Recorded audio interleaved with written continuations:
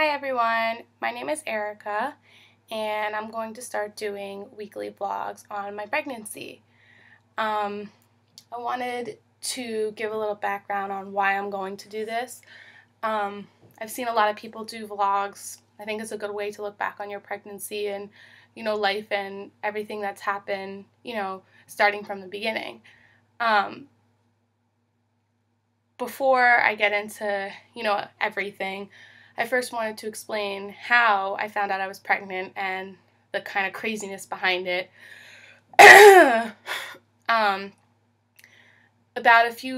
First of all, I go to college at Florida State University in Tallahassee, Florida.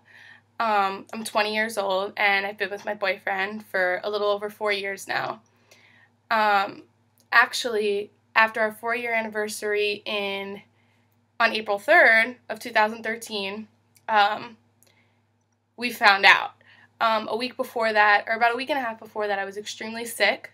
I had a fever of like 102. I had a cough. I had strep throat. No one knew what was wrong with me. I went and saw a doctor, and the first doctor diagnosed me with strep throat. I was like, okay. They put me on the Z-Pak. My mom had told me, listen, our family doesn't react well to the Z-Pak. I don't think it's going to work for you, but, go for it. Well, it turns out mothers know best, and it didn't work for me. So that was about on a Monday. And then on about Friday or Saturday, I wasn't getting any better, and my fever was getting higher. And I just didn't know what to do. I was I was out of it. I was tired. I was bedridden. I wasn't in school. I was missing my classes. So I went to a walk-in clinic on the Saturday with my boyfriend Bruno, and the walk-in clinic lady was like, well, we're going to test you for mono.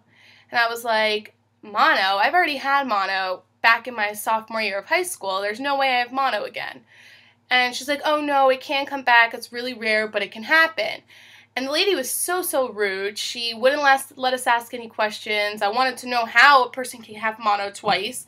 And she didn't care. Bruno kept asking questions, and she was just like, oh, what? She was so, we were a burden to her. So I took the mono test. The nurse came in and gave me a finger prick, and the results came back positive.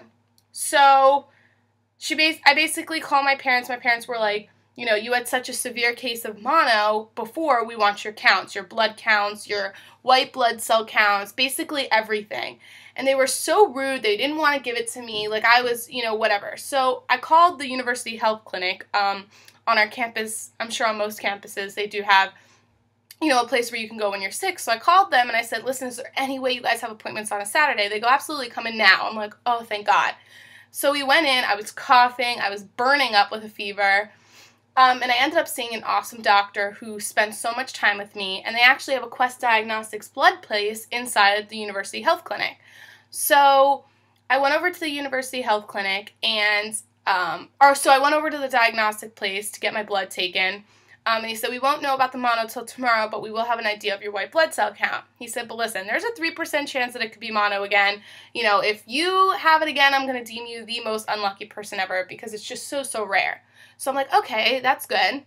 So he tested me a little. He said he heard some mucus in my lungs. He wanted to put me on a stronger antibiotic. So he put me on clindamycin. And he gave me some codeine to take at night. So I get the blood results back from one of them. And this wasn't the Epstein-Barr virus attempt. It was just the white blood cell count, and it came back fine. So he's like, I doubt you have mono, but let's wait until tomorrow and the next day, and I'll get back to you and let you know, what it's at. I'm like, okay. So I went home. I started the clindamycin. I was taking the codeine. I was, not going to school or anything. And about 3 days later, on me and Bruno's anniversary, which was a Wednesday, our 4-year anniversary, April 3rd, 2009 was our anniversary, we get a call from the doctor, and he's like, well, you have mono again. It reactivated. And I'm like, what? Are you kidding me? And he's like, no, you have mono again. He's like, so please take all the precautions, no contact sports, stay in bed, no swapping spit, avoid sharing drinks, etc., etc. And I was like, oh gosh, this is ridiculous. So I ended up going back to the University Health Clinic because my doctor back at home, I live about 7 hours from home, the doctor back at home said, you know, I want your results. I need to compare these to the last time you had mono because I want to see like where we're at right now because that's extremely, rare that a person would have it again. So I'm like, okay, so I'm running around getting stuff faxed, all this kind of stuff. And so that was Wednesday, and my parents were freaking out. They were like, how are you going to finish out the rest of the semester with mono? Like, how are you going to take exams? How are you going to, what are you going to do? And I'm like, I honestly have no idea at this point. I was so sick, so bedridden. My fever was going higher and higher. My parents were like, if it goes above 102 tonight, you're in the hospital. Because we're done playing these doctor games, like, of not, knowing what's going on. So, long story short, I wake up Thursday feeling a lot better. I'm not tired. I have no fever. I'm like, that's weird. I ended up realizing that my birth control was up and I needed to go pick it up at Publix. So I went to Publix, and I have these apps on my phone that track my period because I am on low estrogen 24 birth control, or I was. But my periods for the first 3 years didn't come. Then I stopped it last summer, and all of a sudden they came back. My periods came back. And then they were just so out of whack. I would be getting them in the middle of the white pack. I would be getting them, not during the sugar pills or the placebo pills. And I was like, this is ridiculous. And I met with my gynecologist when I was home over spring break, and she told me that, sometimes this happens, and, just keep an eye on it. And if you want to quit in May or find another alternative birth control, then we can do that. And I was like, okay, we'll play it by year. So I go to pick up my birth control, and I noticed on my tracker, I have two, and one of the apps on my phone said my period was 7 days late. Now, my period's always late, but usually during the period of 10 days that it may be late or so, I start feeling weird. Like, my boobs will be tender, I'll start having cramps, and I wasn't having any of that. Nothing was wrong with me. I didn't even feel like I had a period coming on, and I was like, that's really weird. And my other app on my phone said that I was 3 days late because my periods are so out of whack. So I was like, well, I don't even know what to do at this point. So should I get my birth control? What if I'm pregnant? Like, maybe that's why I've been so sick. And I'm like, no, I'll freak out every month and be like, oh no, like, what if I was pregnant this month? But it never happens. I'm like, no, me and Bruno have been together 4 years. I'm okay. I've been on birth control. We're okay. So I ended up going by the pharmacy, and I see birth control. I see pregnancy tests on sale for like $4.99. I think they were some random, I don't even know. I never even heard of the packs before. It was just a cheap one. So I'm like, okay, you know what? I'm just going to go home and take these. And I noticed that on my body, I broke out in a rash everywhere. I broke out from hives from the clindamycin because it's a strong, strong antibiotic. So I'm looking at my body. I have hives everywhere. I'm like, oh, go figure. So long story short, I came back to my apartment where I live with one of my closest friends, Ashley. We live in a 2-bedroom, 2-bathroom here in Tallahassee. And I go into my bathroom, and I'm like, you know what? It's not even first morning urine, but you know what? Let's just take it so I can ease my mind. I know I'm not pregnant. Let me just make myself feel better, So, and my cousin, Courtney, who just had a baby, she's about 16 months older than me. She just had a baby 6 weeks ago. So she's like, I was sick when I found out. I'm like, no, Court, I'm not pregnant. Like, I'm not. So I go into the bathroom around 4 o'clock, maybe 3 o'clock on a Thursday, and I take the pregnancy test, and it was one where there was a plus or minus, and I peed on the stick. And usually when I've taken pregnancy tests in the past, I like put it there, and it takes like, the control line comes up, but then the actual line, whatever. It usually takes like 5 minutes, so I didn't, expect anything. I'm like, all right, I'm just gonna leave it here. I'll come back in, 5 minutes or so. Well, as I'm getting up and going to wash my hands and turn on the sink, I glance over at the pregnancy test, and I see a bright blue positive.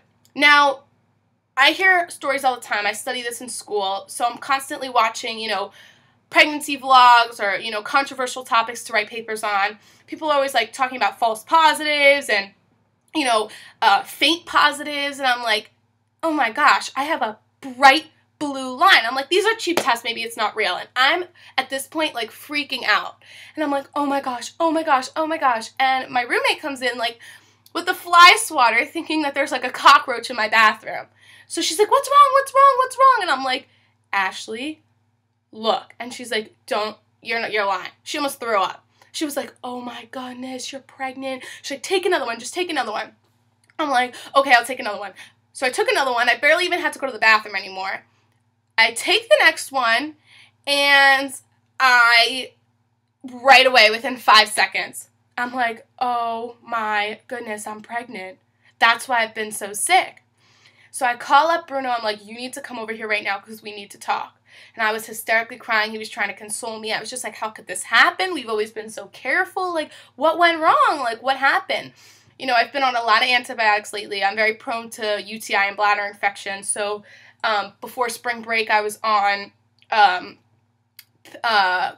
Cipro. So I've been on antibiotics, and I didn't even realize that they counteract birth control. I did start prenatal vitamins about a month and a half ago because the prenatal, my doctor at the wellness center here in Tallahassee told me that girls that have bladder infections, it's really good to take folic acid, and, you know, I'm very vitamin deficient, so she told me, you know, take prenatals, they have everything in them, the folic acid, the vitamin A, B, C, whatever, the whole 9 yards. So I just bought, like, those gummies, sour gummies, whatever.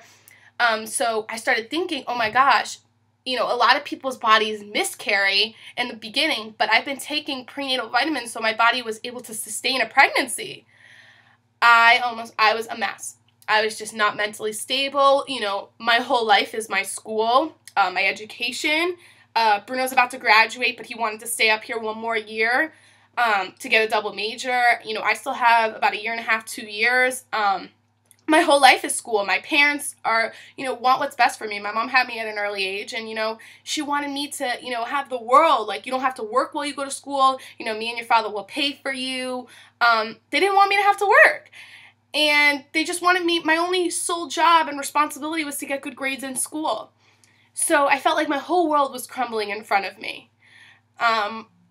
And so long story short, I was in that position and I didn't know what to do. So the next day, me and Bruno woke up. I made an appointment with the wellness center at FSU's Student Health Center right away because they have a Quest Diagnostics. I wanted a blood result done like ASAP.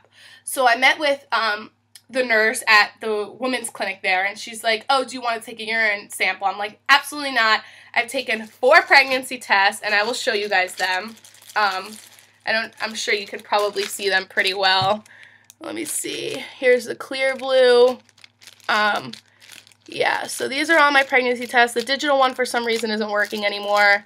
Yes, I took 4 of them as if I didn't know, you know, they were 100% going to be, you know, positive. I'm like, maybe I'll take 3 more, go out and buy me a digital. I want to see, maybe it'll say, like, not pregnant. It's, like, pregnant within, like, 20 seconds. So, the next day, when I went to the wellness center, the lady's like, whatever, the urine and out. I'm like, no, I want blood tests right now. I went down and got the blood test, and me and Bruno waited in the waiting room for about 2.5 hours to find out the results of the blood test. So we waited, and we waited, and we waited, and finally the nurse called us back, and she, you know, brought us to a back room, and she handed me this piece of paper. Well, it's going to be backwards, but it says positive. It actually says non-pregnant, negative, pregnant, positive. I was like, I'll go figure. And this was when I was about 4 weeks and 4 weeks and 5 days pregnant because I restart every Saturday. So right now I'm 6 weeks pregnant. So I was just, my mind was blown. Abortion was out of the question for me.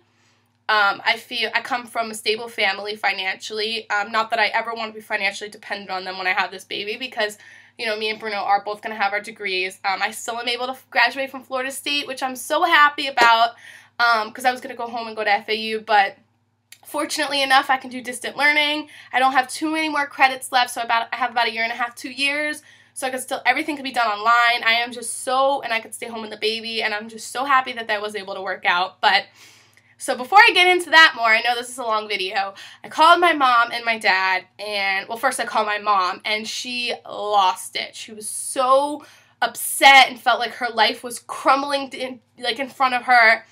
My dad, so she called my dad. My dad's really methodical. He's very like, okay, like, she's pregnant. She doesn't have cancer. She isn't dying. Like, she doesn't have, God forbid, a horrible disease. She's pregnant with a boyfriend of 4 years. I mean, it's not like a one-night stand. Not that I'm judging if it wasn't, but I was in a little bit of a better position. And my mom actually broke the news to me that she had an abortion at 20 years old with her first husband. And don't get me wrong, I'm not judgmental towards people that have abortions. I believe in a woman's right to choose. But with that being said, for me, I don't believe in it for myself. I feel like I'm stable enough. I'm in a good place with my boyfriend. Me and Bruno are extremely close. We have a great foundation, a great relationship. We were talking about engagements before this, so we are going to get engaged and married before the baby comes. My parents think that that's extremely important. The first few days were really tough. My mom took it harder than I would have ever expected because she wanted me to finish my education. We didn't think I was going to be able to complete it from Florida State. And my dad was just like, I want to talk about numbers. Let's talk about numbers. Let's talk about jobs.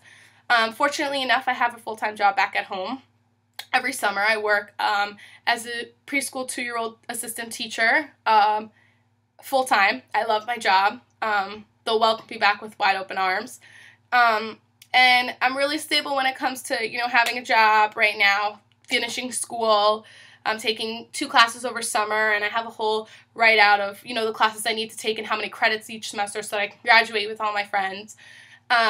Bruno's dad is who he's going to work with in the beginning because he won't be able to get his degree until October, so he won't have technically a bachelor's degree in business until August. So until then, he can't really apply for any major, career and jobs, and he does still want to get his MBA in a master's program. So with that being said, we both have stable jobs right now when we get home. We both are starting work right away. We both are taking classes over the summer. We both have a plan for how much money needs to be put in a joint account. And we really have a plan right now. It's now a week and a few days later after my parents found out.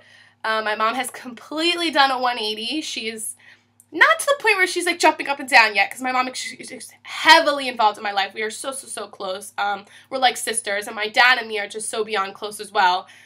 So now my mom's getting to the point where she's like, I want to be at the first appointment, which my first appointment's at 9 weeks. I'm having an ultrasound done then. About 9 weeks, 2 days. My dad's like, I'm bringing the baby to the first FSU Notre Dame game where he'll be 1.5 years, or she. And it's just, we're at a really good place right now.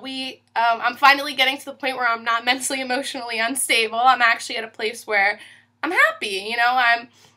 Me and Bruno have had our bickering lately. I think there's a lot of stress on everyone, a lot of pressure to do the perfect right thing. I felt a lot of pressure at first because I've always been like the perfect kid.